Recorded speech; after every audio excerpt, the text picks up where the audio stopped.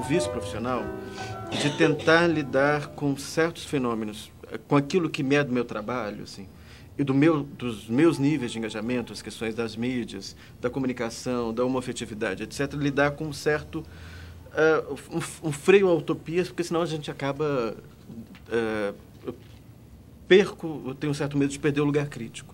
Mas como instigado pela questão, eu tendo que talvez um caminho que a gente tem a nosso favor é trabalhar com aquilo que a gente tem de absolutamente positivo, que é a diversidade. Assim, a nossa diversidade nos é favorável. Porque um caminho, muitas vezes, que a gente observa é tentar achar uma estratégia, um canal de comunicação, um modo de ação. Mas talvez, me parece, até pela conversa que a gente tem aqui, assim, nós temos a diversidade ao nosso favor. Diferentes canais, diferentes estratégias, em certos momentos concorrenciais, mas que provocam tensão e acham modos de inserção diferentes. A diversidade nos é favorável. Eu acho que talvez assim, aquilo que talvez a princípio poderia ser numa certa visão de movimento ou de ação, pudesse ser problemático por ser pulverizado, por ser de difícil controle, pode ser um elemento mais positivo. Diferentes agentes, em diferentes instâncias, em diferentes circuitos, produzem diferentes caldos e diferentes modos de ação, pertença, provocação e tensão. Eu acho essa diversidade algo profundamente favorável, morrendo de medo de estar sendo um pouco idealizador nesse momento, mas é esse o que me parece muito positivo. Certos elementos de contradição dessa relação entre mídia ou mídias e os temas propostos aqui por essa conversa, por esse diálogo. Um primeiro elemento dessa contradição diz respeito ao modo como a gente aborda o fenômeno midiático. Assim, uma coisa é você olhar para a mídia como um sistema, ou para a mídia do modo macro, que eu vou dizer assim, de modo geral, e aí a gente nunca sabe o tamanho desse monstro, de que a gente está falando, se quando a gente fala mídia, a gente está incluindo dos grandes veículos, dos grandes jornais, a grande TV, ou se a gente está incluindo os processos de mediação técnica, inclui, por exemplo, a internet, que são muito mais difusos do que parecem. Se a gente está falando de um sistema que tem um grau de organicidade, de articulação, quer dizer, quando a gente fala mídia, a gente está pressupondo um conjunto de mídias que se articulam, e a ideia de sistema aí pressupõe algum grau de modos de articulação, de modos de alimentação entre si, de organicidade. E é muito difícil precisar que organicidade é essa, que modos de articulação são esses, até porque quase todos os dados empíricos que a gente aponta, o que a gente tem, indicam relações muito contraditórias e muito tensas. Né? Assim, graus de competição, graus de concorrência, graus de contradição nos elementos que compõem esse presumível sistema. Então, talvez, assim, um cuidado é o escorregão entre mídia e mídias. Né? Assim, as mídias são bastante diversas. E aí tem alguns elementos que compõem esses aspectos contraditórios que são muito significativos. Para um outro exemplo, e aí meu pecado são os exemplos, pensa assim, quando a gente fala mídia, quase sempre o nosso horizonte são as grandes mídias, né? A grande TV, o grande rádio. E aí a gente esquece, por exemplo, da pequena rádio, que é de um deputado de uma cidade do interior que tem um tipo de relação específica com aquela comunidade e que tem um papel ali muito peculiar. O fenômeno da internet provoca toda uma turbulência nessa relação, que é difícil você perceber, peraí, onde é que você pega, onde é que você matiza, onde é que você cristaliza isso que a gente chama de mídia. Até mesmo quando a gente vai para o plural, de que mídias a gente está falando. Um elemento de contraditório que é decisivo, me parece, é aquilo que a gente pode chamar de níveis de relação, né, que compõem esses agentes midiáticos. Aí, por agentes midiáticos, eu acho que eu tenderia a definir não só os veículos, né, assim, aí eu penso não a mídia no sentido amplo ou tradicional, televisão, rádio, cinema, mas os veículos que compõem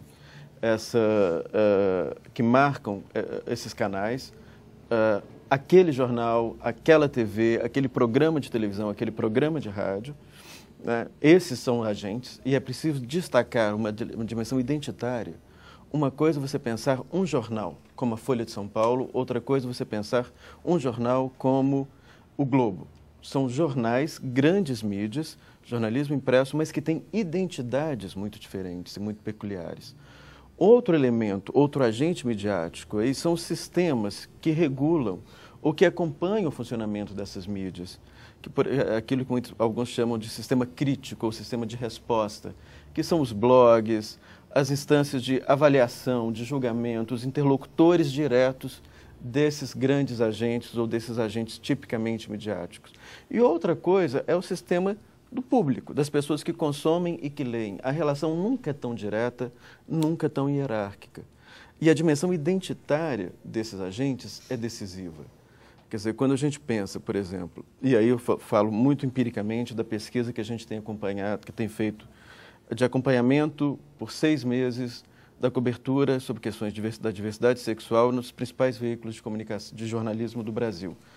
Basicamente 4, né? Assim, o Globo, Folha, Jornal Nacional e a revista Veja. É engraçado como há uma grande diferença entre o modo como o Globo e a Folha de São Paulo tratam a diversidade sexual, ainda que os dois sejam rigorosamente veículos de comunicação de grandes empresas, de grandes conglomerados, que sejam grandes agentes típicos daquilo que a gente chama de grande mídia. Mas há um fato que a gente não pode considerar, por exemplo, é a história do Globo, a relação forte que o Globo tem pelo fato de ser um jornal carioca, e a identidade de São Paulo, da Folha de São Paulo como uma Folha de São Paulo. Isso marca certos tons, certos matizes na relação e no modo de configuração e no tratamento da diversidade sexual. É um pouco a dimensão que a gente observa, assim. Aquela pequena rádio do interior, por mais que ela faça parte de um conglomerado ou tenha uma relação com um grande sistema midiático qualquer, uma grande rede, ela vai desenvolver certos elementos identitários na relação com esse sistema crítico, com o público, com suas fontes, que vão produzir modos peculiares de fala. Isso torna a relação muito mais difusa, muito mais difícil de ser apreendido, né? E muito mais difícil de ser regulado a prioristicamente.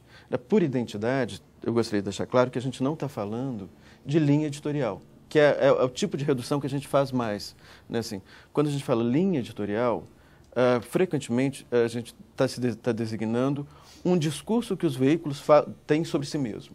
Então, os veículos se apresentam de certa forma. Eles se dizem assim ou assado, por exemplo, alguns jornais se dizem plurais, comprometidos com a democracia, com a verdade. O discurso com a verdade, o compromisso com a verdade é comum, unânime em qualquer veículo jornalístico. Assim, é a pedra de toque. Todo veículo jornalístico se garante no compromisso com a verdade. A grande questão é qual que é a sua verdade, né? Assim, verdade de quem, cara pálida, é a grande questão. Mas o discurso sobre si nunca é o elemento identitário único, né? Assim, o discurso sobre si é um dos elementos da identidade. E eu não posso ter em mim a única fonte da minha identidade. A minha identidade existe numa relação bastante complexa, inclusive com aqueles que acham a meu respeito, que têm uma visão de quem eu sou, né? E que me pressionam de certa forma. Né? É sempre surpreendente, muitas vezes, que o leitor dos veículos talvez não seja aquele que os veículos acham que os leitores são. Né? As relações são sempre um pouco mais contraditórias, aí, um pouquinho mais complexas. Nesse sentido, pressupor uma identidade dos veículos é pressupor também graus de contradição interna desses veículos. E isso é absolutamente significativo. Assim, isso vale para qualquer veículo de comunicação. Se a gente está saindo desse nível mais macro, do sistema, do possível sistema midiático, e vai descendo para os veículos, e daqui a pouco a gente vai descer para as notícias, ou para os programas, para os elementos, a gente vai perceber elementos de contradição.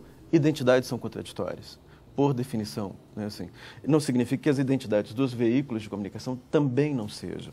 Não é incomum você encontrar, por exemplo, num desses 4 veículos de imprensa, um editorial absolutamente favorável à defesa de alguma coisa e, na página seguinte, uma fala profundamente homofóbica ou sexista, racista até que nem tanto, o cuidado aí já está muito maior.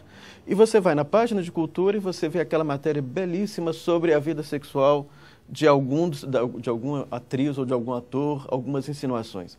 Os elementos de contradição são grandes, né? Assim, o jornal na página de cultura não é o mesmo jornal da página de política. E a gente tem que ter consciência de que a gente está lidando com instâncias de negociação interna, inclusive, e de contradição interna aí muito grande. Se é identidade, então essas identidades são contraditórias e os níveis de pressão e de negociação dessa identidade se dão de maneira também contraditória. O que faz, a meu ver, um panorama bastante desigual. É difícil a gente aprender. Eu tenho muita dificuldade de responder assim, qual que seria a posição da mídia brasileira em relação a... Eu não consigo entender aí, vocês me perdoem, o que vem a ser a mídia brasileira. Como eu falei, qual que é o tamanho do monstro? Porque se eu incluo a internet, a mídia brasileira vira uma coisa inapreensível. Se eu incluo os grandes veículos, eu vou reduzir, inclusive, uma quantidade de interações ou de relações midiáticas que são talvez tão importantes quanto, né? Ou talvez sejam até mais decisivas até para certas relações micro, para certas comunidades, para certas relações cotidianas, do que esses grandes jornais. A gente tem que pensar, por exemplo, que a grande mídia brasileira não fala para todo o país, né? A grande mídia brasileira pensa esses 4 veículos, Jornal Nacional, Globo, Folha, e Veja, eles falam para um certo público, de um certo lugar, muito marcado, né? São veículos de classe média e classe média alta, né? A classe C, a classe D não são exatamente interlocutores diretos desses veículos. E esses veículos deixam muito claro isso nos seus modos de dizer. Ainda que no discurso queremos falar com todos, mas cotidianamente, na performance noticiosa e linguageira desses veículos, eles não falam com esses públicos, né? Tanto que a gente vem assistindo no Brasil o fenômeno dos jornais populares, né? Hoje, um dos jornais mais vendidos no país é um jornal de Belo Horizonte, começou no Rio Grande do Sul, chamado Diário Gaúcho, no Rio Grande do Sul, se não me engano, não me falha. Hoje, em Belo Horizonte, tem o Super Notícias, que vende 300 mil exemplares. É um jornal que custa 25 centavos. Esse jornal fala para a classe C. Esse jornal fala para a classe D. Isso certamente coisa que os grandes jornais não falam, né? E é um jornal de serviços, é um jornal absolutamente divertido. Ele não é um jornal sensacionalista. Ele é um jornal de prestação de serviços, de entretenimento em certa medida.